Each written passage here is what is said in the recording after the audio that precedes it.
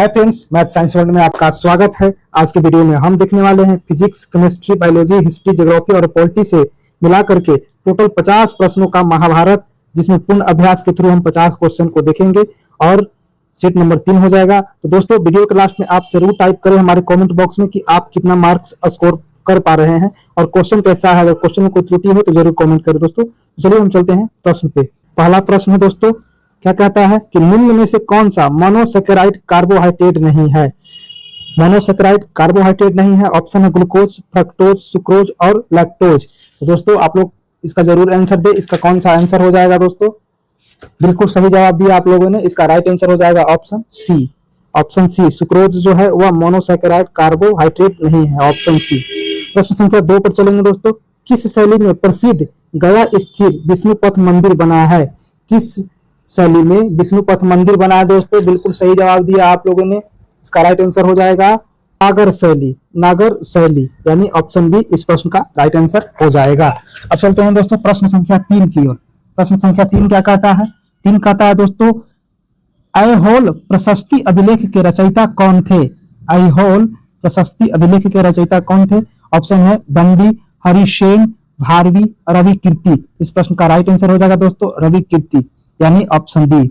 अब चलिए देखते हैं प्रश्न संख्या 4। सतलज और काली नदियों के बीच स्थित हिमालय के भाग को किस नाम से जाना जाता है?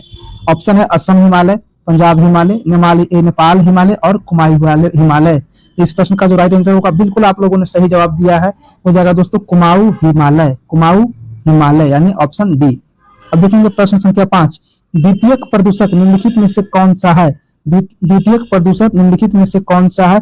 ऑप्शन है दोस्तों smog, carbon dioxide, carbon monoxide और फ्लाई ऐश। तो द्वितीय प्रदूषक में आता है स्मॉग यानी इस प्रश्न का जो राइट आंसर होगा ऑप्शन ए हो जाएगा। प्रश्न संख्या 6 क्या कहता है? बंधुआ मजदूरी व्यवस्था का निराकरण संविधान के किस अनुच्छेद से संबंधित है? पहले दोस्तों बंधुआ मजदूरी हुआ करता था, तो इसका निराकरण किया गया संविधान के अनुच्छेद किस से? तो किया गया अनुच्छेद 23 से दोस्तों। 23 अनुच्छेद 23 से इसको हटा दिया गया है। प्रश्न संख्या 7 क्या कहते हैं दोस्तों?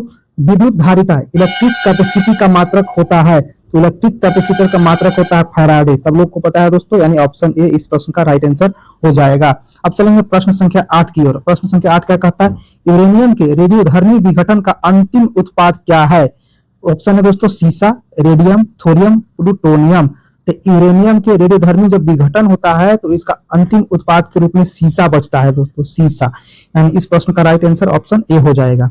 अब चलते हैं प्रश्न संख्या 9 की ओर। 9 क्या कहता है कि भारत में बाघ परियोजना की शुरुआत कब की गई थी?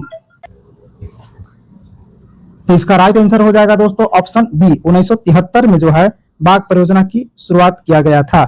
बाघ परियोजना की शुरुआत 73 में। अब चलेंगे प्रश्न संख्या 10। निम्नलिखित में से कौन सा युग्म सुमेलित है? कौन सा युग्म सुमेलित है? तो हमारे पास ऑप्शन है दोस्तों बक्सर का युद्ध मीर जाफर और विरुद्ध क्लाइव के बीच हुआ था। यह गलत है दोस्तों। ऑप्शन बी बांडीवास का युद्ध फ्रांसीसी और ईस्ट इंडिया कंपनी के बीच हुआ था, यह सही है। यानी ऑप्शन बी जो होगा 10 का सही हो जाएगा। अब चलते हैं आगे। प्रश्न संख्या 11 देखेंगे। पांडिचेरी की संधि किसके बीच हुई थी? तो पांडिचेरी की संधि हुआ था दोस्तों ऑप्शन सी। आप लोगों ने सही जवाब दिया है, यानी अंग्रेज और फ्रांसीसी के बीच में इनकी संधि हुई थी। प्रश्न संख्या 12 देखेंगे। 12 क्या कहता है? 12 कहता है the economic history of India में धन के निष्कासन के सिद्धांत की व्याख्या की गई है। इस पुस्तक के लेखक कौन है? तो the economic history of India में धन के निष्कासन सिद्धांत की व्याख्या की है। इस पुस्तक के लेखक है रमेश चंद्र दत्त, यानी ऑप्शन सी इस प्रश्न का राइट आंसर हो जाएगा। अब चलेंगे प्रश्न संख्या 13 की ओर। दूध निम्नलिखित में से किसका उदाहरण है? दूध। तो दूध उदाहरण है दोस्तों। ऑप्शन के अनुसार देखा जाए तो विलियन गलत है, फेन गलत है, वायु विलियन ये भी गलत है, पायस का उदाहरण है। यानी इस प्रश्न का राइट आंसर ऑप्शन डी हो जाएगा 13 का। अब चलेंगे प्रश्न संख्या 14 की ओर। सुपीरियर झील किन दो देशों के बीच स्थित है? तो सुपीरियर झील कनाडा और अमेरिका के बीच में है दोस्तों। कनाडा और अमेरिका के बीच में, यानी ऑप्शन सी इस प्रश्न का राइट आंसर हो जाएगा। अगला प्रश्न प्रश्न संख्या 15। जीडीपी का आंकड़ा कौन जारी करता है? जो जीडीपी है दोस्तों वो जारी करता है एनएसएसओ। एनएसएसओ यानी ऑप्शन जो सी होगा वो राइट आंसर हो जाएगा। ऑप्शन सी जो होगा वो राइट आंसर हो जाएगा। अब चलेंगे प्रश्न संख्या 14 की ओर। प्रश्न संख्या 14 हो गया। 15 देखेंगे दोस्तों, तो इसका बता दिए 15 के सी हो जाएगा। 15 के सी हो जाएगा। अब चलते हैं आगे 16 नंबर क्वेश्चन में। 16 क्या कहता है? 16 कहता है इनमें से कौन सा पौधा नाइट्रोजन स्थिरीकरण में सहायक नहीं है। इनमें कौन सा पौधा नाइट्रोजन स्थिरीकरण में सहायक नहीं है। तो ऑप्शन है चना, मटर, सेम और धान। आप लोगों ने सही जवाब दिया दोस्तों। क्वेश्चन नंबर 16 का धान जो है वह पौधा नाइट्रोजन स्थिरीकरण में सहायक नहीं होता है, धान। अब चलेंगे क्वेश्चन नंबर 17। ट्राइसेम योजना निम्नलिखित में से किससे संबंधित है। ऑप्शन है शहरी विकास, औद्योगिक विकास, ग्रामीण विकास, इनमें से कोई नहीं। तो ट्राइसेम योजना संबंधित है ग्रामीण विकास से दोस्तों। किससे संबंधित है? ग्रामीण विकास से। तो इस प्रश्न का जो राइट आंसर होगा वो होगा ऑप्शन सी। अब चलते हैं अगला प्रश्न पर। अगला प्रश्न क्या था? 18 नंबर। निम्नलिखित में से कौन सा देश बाल्टिक देश नहीं है? बाल्टिक देश नहीं है तो बाल्टिक देश में आता है एस्टोनिया, लाटविया और लिथुआनिया। एस्टोनिया, लाटविया और लिथुआनिया। तो लाटविया हो गया, एस्टोनिया होगा, लिथुआनिया यानी बेलारूस जो है वो बाल्टिक देश नहीं है। यानी इस प्रश्न का जो राइट आंसर होगा ऑप्शन बी हो जाएगा, ऑप्शन बी। अब चलते हैं प्रश्न संख्या 19 की ओर। आधुनिक भारत का प्रथम राष्ट्रवादी कवि किसे कहा जाता है? ऑप्शन है Michael Madhusudan Dutt, Charles Wilkins, Henry William Derozio, Bharatendu Harishchandra. ये कहा जाता है हेनरी विलियम डेरोजियो, यानी ऑप्शन सी इस प्रश्न का राइट आंसर हो जाएगा। अब चलते हैं प्रश्न संख्या 20 की ओर। कौन व्यक्ति तीनों गोलमेज सम्मेलन में उपस्थित नहीं थे? कौन व्यक्ति तीनों गोलमेज सम्मेलन में उपस्थित नहीं थे? तो वह थे मोहम्मद अली जीना, मोहम्मद अली जीना। और तीनों में कौन उपस्थित थे दोस्तों? तो वह थे बाबा साहब अम्बेडकर। यानी इस प्रश्न का जो राइट आंसर होगा ऑप्शन ए हो जाएगा, ऑप्शन ए हो जाएगा। अब चलते हैं प्रश्न संख्या 21 की ओर। 21 कहता है कि निम्न में से कौन सा विषय समवर्ती सूची के अंतर्गत नहीं आता है? समवर्ती सूची के अंतर्गत नहीं आता है, समवर्ती सूची के अंतर्गत नहीं आता है। तो वह था दोस्तों शिक्षा विभाग समवर्ती सूची में आता है, वन विभाग भी आता है, परियोजना नियोजन भी आता है, पंचायती राज समवर्ती सूची में नहीं आता है। या किस में आता है? राज्य सूची में। यानी इस प्रश्न का जो ऑप्शन होगा डी राइट आंसर होगा। 21 के बाद 22 देखेंगे दोस्तों। 22 क्या कहता है? निम्न में वायु का बुलबुला किसकी भांति व्यवहार करता है? तो निम्न में जब वायु का बुलबुला किसका व्यवहार करता है तो वह करता है दोस्तों अवतल लेंस की तरह, अवतल लेंस की तरह, अवतल लेंस की तरह व्यवहार करता है। अवतल लेंस कैसे होता है दोस्तों? तो अवतल लेंस ऐसा होता है और उत्तल लेंस इस प्रकार का होता है। यानी इस प्रश्न का ऑप्शन बी हो जाएगा। अब चलते हैं प्रश्न संख्या 23 की ओर। 23 क्या कहता है? विद्रोह दिया है और नेता दिया है दोस्तों। सुमिलित नहीं है, क्या करना है? सुमिलित नहीं है, सुमिलित नहीं है। तो संताल विद्रोह, सिद्धू व कान्हू सही है। समोसी रामोसी विद्रोह, चितर सिंह यह भी सही है। काल विद्रोह, बुद्धो भगत यह भी सही है। पागलपंथी विद्रोह, मजनून शाह और चिराग अली शाह यह गलत है। यानी इस प्रश्न का जो आंसर होगा दोस्तों डी हो जाएगा, ऑप्शन डी इस प्रश्न का राइट आंसर हो जाएगा। अब आते हैं 24 पर। निम्नलिखित युद्ध को कालक्रम के अनुसार व्यवस्थित करें। वांडीवास का युद्ध, प्रथम कर्नाटक युद्ध, बेदरा का युद्ध, प्रथम आंगला मैसूर का युद्ध। दोस्तों तो पहले इसमें कालक्रम के अनुसार हो जाएगा। तो पहले हुआ था प्रथम कर्नाटक युद्ध, उसके बाद हुआ था बेदरा का युद्ध, उसके बाद हुआ था वांडीवास का युद्ध और लास्ट में प्रथम आंगला मैसूर युद्ध। यानी इस प्रश्न का राइट आंसर जो होगा वह होगा ऑप्शन डी, ऑप्शन डी हो जाएगा। अब चलते हैं प्रश्न संख्या 25 की ओर। 25 क्या कहता? किस बौद्ध संहिता के दौरान अभिधम्मपट्टी की रचना की गई थी? किस बौद्ध धर्म के किया गया था? तृतीय बौद्ध संहिता, तृतीय बौद्ध संहिता। यानी इस प्रश्न का जो राइट आंसर होगा ऑप्शन सी हो जाएगा। अब चलते हैं 25 के बाद 26। 26 नंबर क्वेश्चन दोस्तों हिस्ट्री से लिया गया है। निम्नलिखित घटनाओं का सही कालक्रम है, निम्नलिखित घटनाओं का सही कालक्रम है। तो ऑप्शन में है क्रिप्स मिशन, अगस्त प्रस्ताव, भारत छोड़ो आंदोलन और व्यक्तिगत सत्याग्रह। तो सबसे पहले हुआ था दोस्तों अगस्त प्रस्ताव, उसके बाद व्यक्तिगत सत्याग्रह, उसके बाद क्रिप्स मिशन, फिर भारत छोड़ो आंदोलन। इस अनुसार से ऑप्शन ए हमारा राइट हो जाएगा, 26 का ऑप्शन ए। 27 में आइए। निम्नलिखित में से कौन सी नदी विषुवत रेखा को 2 बार काटती है? तो विषुवत रेखा को 2 बार कौन सी नदी काटती है दोस्तों? ये काटती है कांगो नदी, यानी ऑप्शन बी राइट हो जाएगा, कांगो नदी। अब आते हैं दोस्तों प्रश्न संख्या 28, इन्वायरमेंट साइंस से लिया गया है। कार्टाजेना प्रोटोकॉल का संबंध किससे है? कार्टाजेना प्रोटोकॉल का संबंध किससे? ऑप्शन है कार्बन डाइऑक्साइड उत्सर्जन, ओजोन क्षरण, समुद्री सुरक्षा और जैव सुरक्षा। इसका जो होगा जैव सुरक्षा से संबंधित है दोस्तों कौन? कार्टाजेना प्रोटोकॉल, 28 के ऑप्शन डी। अगला प्रश्न देखेंगे प्रश्न संख्या 29, ये लिएगा साइंस का है दोस्तों। चश्मे के लेंस किस कांच से बनाए जाते हैं? चश्मे के लेंस किस कांच से बनाए? ऑप्शन है पिलेंट कांच, पायरेक्स कांच, क्रूक्स कांच और मृदु कांच। यह बनाया जाता है क्रूक्स कांच का, यानी प्रश्न 29 के ऑप्शन सी हमारा राइट आंसर हो जाएगा। अब चलते हैं अगला क्वेश्चन दोस्तों, क्वेश्चन नंबर 30 जो कि हिस्ट्री का प्रश्न है। निम्नलिखित नगरों में से किस एक नगर का संबंध महावीर से नहीं है? ऑप्शन है वैशाली, चंपा, पावापुरी और लुम्बिनी। तो लुम्बिनी जो है महावीर से संबंधित नहीं है, लुम्बिनी गौतम बुद्ध से संबंधित है। ओको दोस्तों, यानी प्रश्न संख्या 30 का ऑप्शन डी हमारा सही हो जाएगा। अब चलते हैं प्रश्न संख्या 31 पर जो कि हिस्ट्री से लिया गया है। निम्न में से कौन सही सुमिलित नहीं है? कौन सही सुमिलित नहीं है? वंश और राजधानी दिया गया, चंदेल वंश खजुराहो सही है, सोलंकी वंश अनहिलवाड़ा यह भी सही है, प्रतिहार वंश कनौज ये भी सही है, कलचुरी अजमेर से संबंधित नहीं है। यानी इस प्रश्न का जो राइट आंसर होगा ऑप्शन डी हो जाएगा 31 का। अब चलेंगे प्रश्न संख्या 32। मोढेरा का सूर्य मंदिर किस राज्य में स्थित है?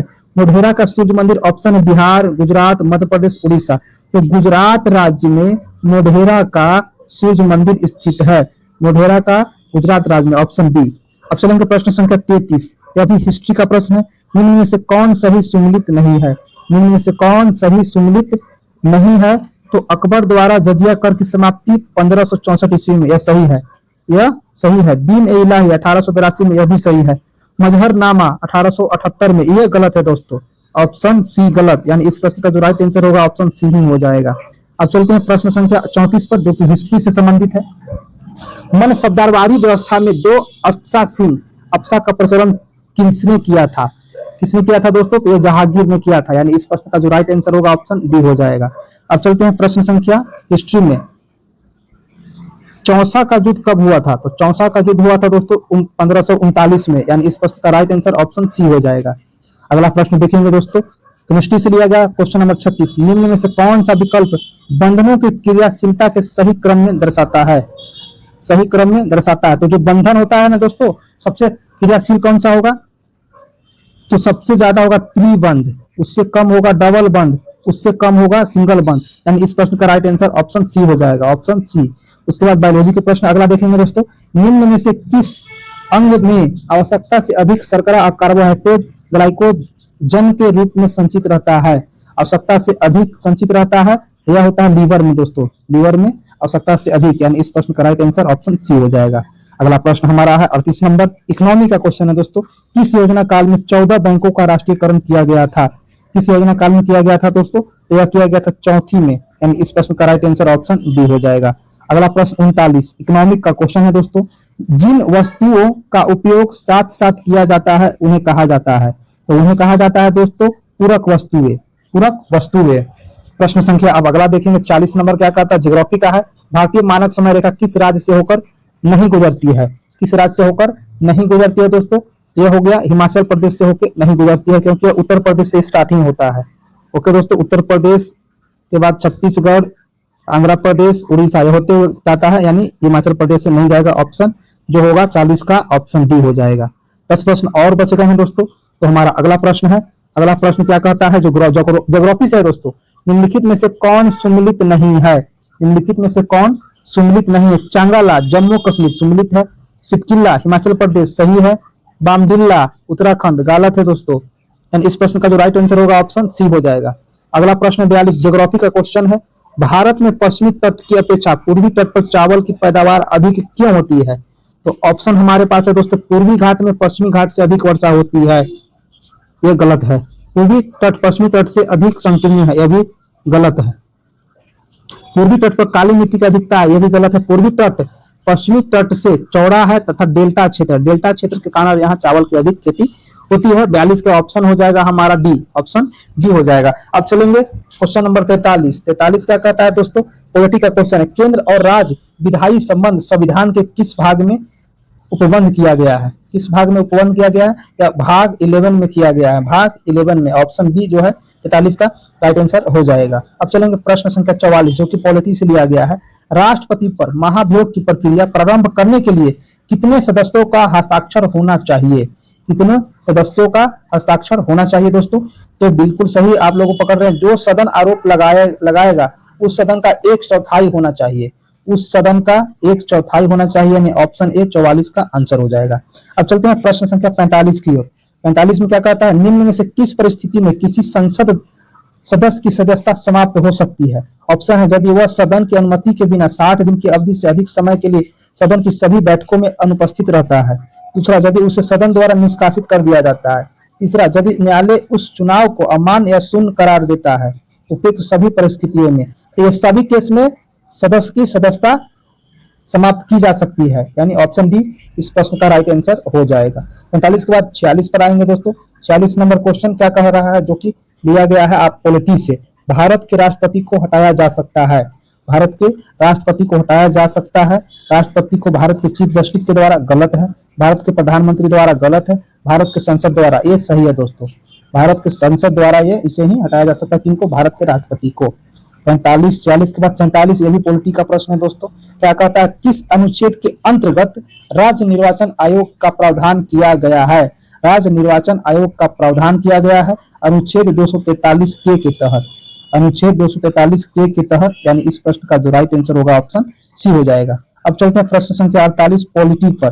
किस संविधान संशोधन में पिछड़े वर्ग संबंधी आयोग का प्रावधान है। पिछड़े वर्ग संबंधी आयोग का प्रावधान है किस संविधान संशोधन के तहत, का ऑप्शन का राइट आंसर हो जाएगा दोस्तों, यह 102वां संविधान संशोधन, यानी बी। इस प्रश्न का राइट आंसर क्या होगा, बी। अब आ गए हम 49 नंबर प्रश्न, जो कि हिस्ट्री से लिया गया है। History of the freedom movement in Bihar के लेखक कौन है। इनका लेखक है दोस्तों के दत्ता, यानी इस प्रश्न का जो राइट आंसर होगा ऑप्शन ए हो जाएगा, ऑप्शन ए हो जाएगा। अब आखिरी प्रश्न बचा है, प्रश्न नंबर 50 इकोनॉमिक्स से लिया गया है। मानव विकास सूची निर्माण में निम्नलिखित में से कौन जुड़ा हुआ है। ऑप्शन है Jagdish Bhagwati, Robert Malthus, Joseph Stiglitz, Amitabh Sen. तो इसका सही आंसर हो जाएगा दोस्तों, इसका राइट आंसर हो जाएगा ऑप्शन डी। ऑप्शन डी इस प्रश्न का राइट आंसर हो जाएगा, ऑप्शन डी इस प्रश्न का राइट आंसर हो जाएगा।